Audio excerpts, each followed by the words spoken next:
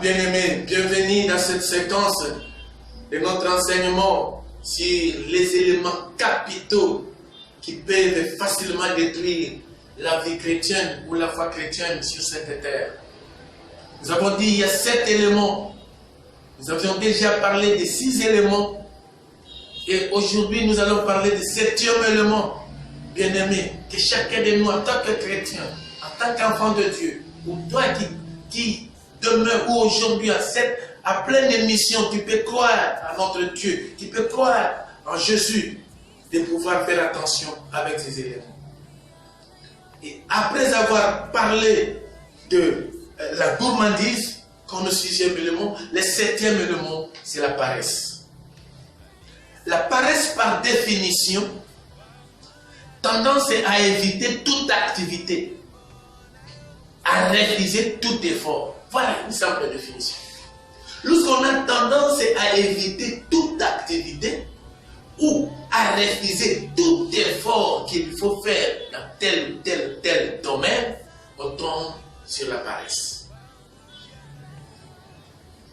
Un enfant de Dieu ne peut pas être paresseux. Un homme de Dieu ne peut pas être paresseux. Toi, chef d'entreprise, une femme ménagère, maman dans un foyer ne peut pas être paresseuse. Non. Dans le livre de Proverbes, chapitre 14, verset 23, il est clairement dit là-bas, je peux seulement lire le premier verset et d'autres versets, nous allons seulement les donner. Proverbes chapitre 14, verset 23, il est dit ceci. Verset 23, dans le chapitre 14. Tout travail procure l'abondance, mais les paroles à l'air ne mènent qu'à la disette. Les paroles à l'air, c'est-à-dire la paresse. Mais celui qui travaille a tendance à produire, à multiplier. C'est pourquoi même quand Dieu avait fini de créer les jardins d'Éden, après avoir tout mis, il a dit à l'homme, il a placé l'homme dans le jardin, il a dit, cultivez la terre, multipliez-vous, faites un effort. Faites un effort. Et lorsqu'on a tendance à refuser tout effort dans un domaine quelconque, c'est-à-dire qu'on veut tomber à la paresse. On veut tomber à la paresse. Lorsqu'on a tendance à éviter toute activité, on tombe à la paresse. Même quand vous lisez dans l'Ecclésiaste chapitre 10, verset 18, il est dit toujours la même chose. Un paresseux est un homme plein de projets, exprimé non par le travail, mais par des paroles. Un paresseux, c'est un homme qui a beaucoup de projets. Il parle, il a toute une liste, plusieurs. Je fais ceci, je fais cela, je fais cela. Mais seulement, il le parle, mais ne travaille pas. Oh, pour réaliser tout ce que tu veux obtenir, il faut travailler. C'est le travail qui produit de l'abondance. La paresse est un élément très dangereux que chacun de nous doit éviter. La paresse est un élément, est un ennemi de développement. La paresse est un ennemi de développement. Et lorsqu'on évite toute activité, même dans la foi chrétienne, on tombe sur la paresse et on devient froid. Il a peur de jeûner. Quand il y a un service de jeûne, lui, il est toujours malade. Toi, tu es toujours malade. Tu as tout. Un homme paresseux a toujours des raisons. Toujours des raisons. Pour pouvoir se défendre, pour pouvoir se maintenir dans son état. Il a toujours des raisons à pousser. Non, bien aimé, un chrétien ne doit pas être monsieur le raison, ou une chrétienne ne doit pas être madame la raison. Qui toujours, non, c'est parce que, non, il a toujours tendance à se justifier. Le fait de manquer de faire quoi que ce soit, il se justifie toujours. Il se justifie. Le paresseux est habité par la peur pour se justifier. La peur. Vous pouvez lire dans le Proverbe chapitre 23, verset 22, verset 13. Proverbe 22, verset 13. Nous devons éloigner la peur de notre vie. Parce que la peur est créée par la paresse. On vous dit, un peureux transforme un arbre à une personne en distance. Un peureux. Il va refuser d'avancer. Parce qu'il voit que l'arbre qui est devant lui fait le même geste que lui parce que ce n'est pas clair. Il dit, ah, c'est un homme qui m'attend. Si je vais aller là-bas, je serai attaqué par un ennemi. Alors que c'est un arbre.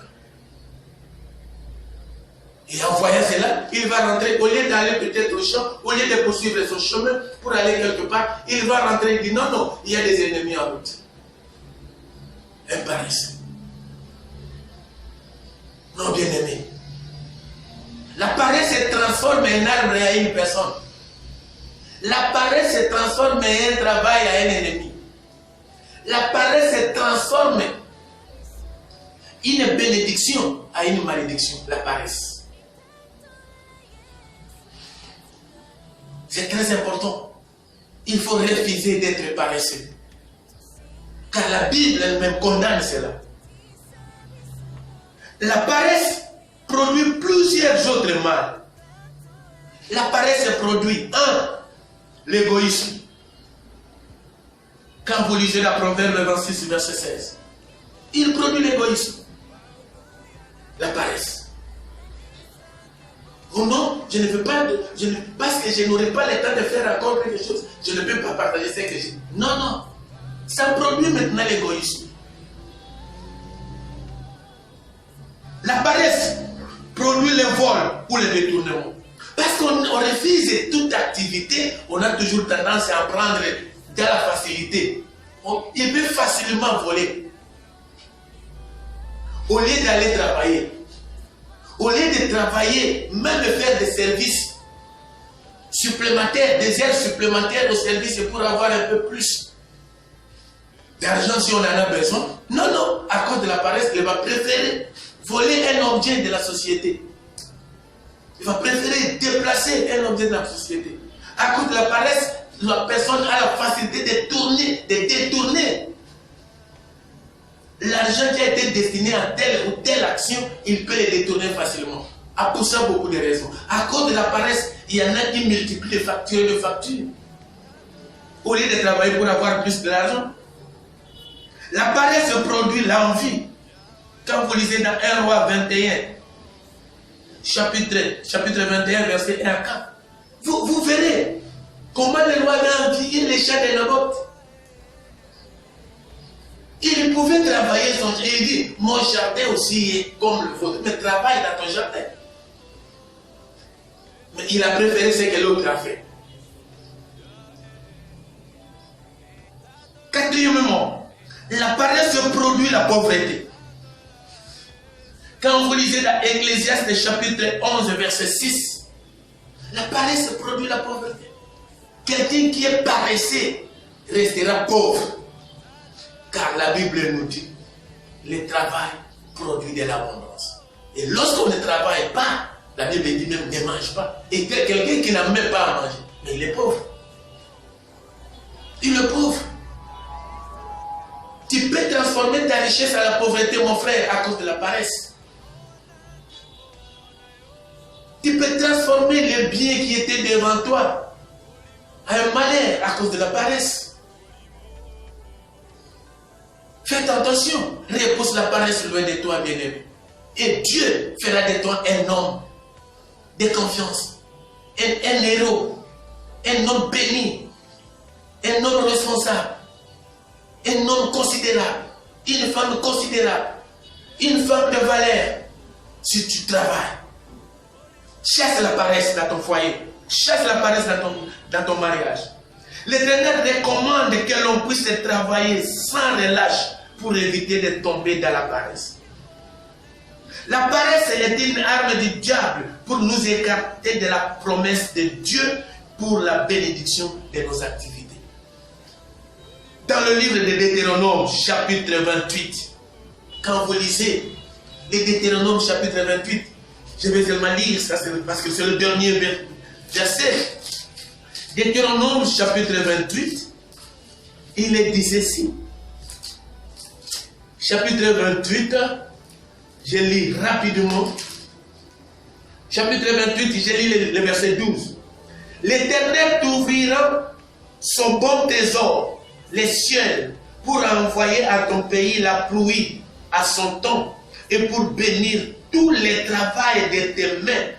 Tu prêteras à beaucoup de nations et tu n'en prêteras point. L'Éternel va ouvrir les trésors du ciel à cause de ton travail pour pouvoir bénir le travail de tes mains, bien-aimés. Si tu ne travailles pas, tu n'es pas un ami de Dieu. Tu t'écartes de la foi. La paresse, c'est un ennemi de la bénédiction. La paresse, c'est un ennemi de la victoire. La paresse, c'est un ennemi de renommée. La paresse, c'est un ennemi de la considération. Bien-aimés, partout où vous nous suivez, que ces 7 éléments n'habitent pas dans ta vie.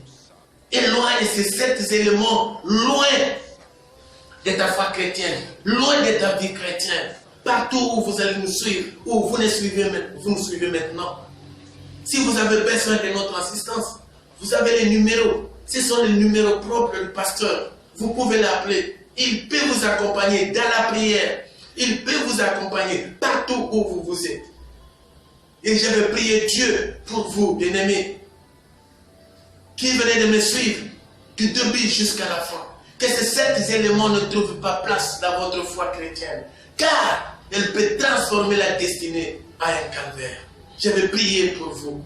Si tu veux que je puisse prier pour toi, si tu veux que mon Dieu puisse te toucher, t'accompagner, t'aider, là où tu es, tu mettras ta main droite sur ton poitrine, sur ton cœur, et je vais prier. Seigneur notre Dieu, je recommande mon frère, je recommande ma soeur entre ton nom, qui a besoin de vivre une vie chrétienne, saine, efficace, durable sur cette terre des hommes, où il est plein de l'occultisme, plein de malheurs, plein de traditionnalisme. Mais Dieu, donne à mon frère, donne à ma sœur la puissance et la force de résister à toutes ces forces au nom puissant de Jésus-Christ. Ô cher Saint-Esprit, à tout celui qui est touché dans son cœur à cause de ses comportements, peut-être l'un parmi ces éléments habite dans son cœur et il en a fait tout possible pour pouvoir s'en écarter et ça n'arrive pas. Seigneur, écoute notre prière. Aide ce frère, aide cette soeur à pouvoir se débarrasser de ce mauvais élément qui est une carie pour sa vie chrétienne, qui est une carie pour sa foi chrétienne. Au nom puissant de Jésus-Christ, que la main puissante de notre Dieu puisse accompagner chacun de vous partout où vous nous suivez. Que les tensions que vous avez eues de suivre cet enseignement, d'écouter la voix de Dieu, d'écouter le Saint-Esprit, que le Saint-Esprit transforme votre destinée à une victoire le jour au jour, de temps en temps, au nom puissant de Jésus-Christ. Amen. Que Dieu vous bénisse, bien-aimés. Si vous avez besoin d'entrer en contact avec nous, voyez les numéros qui sont gravés sur ton petit écran et vous allez appeler par l'un de ces numéros. Tu vas entrer en contact direct avec l'homme de Dieu, pasteur Jean-Pierre Lama de l'église Fepako Zambé Malamo au Congo, à Kinshasa, précisément qu'il est. Et que Dieu vous bénisse partout où vous nous suivez. Merci.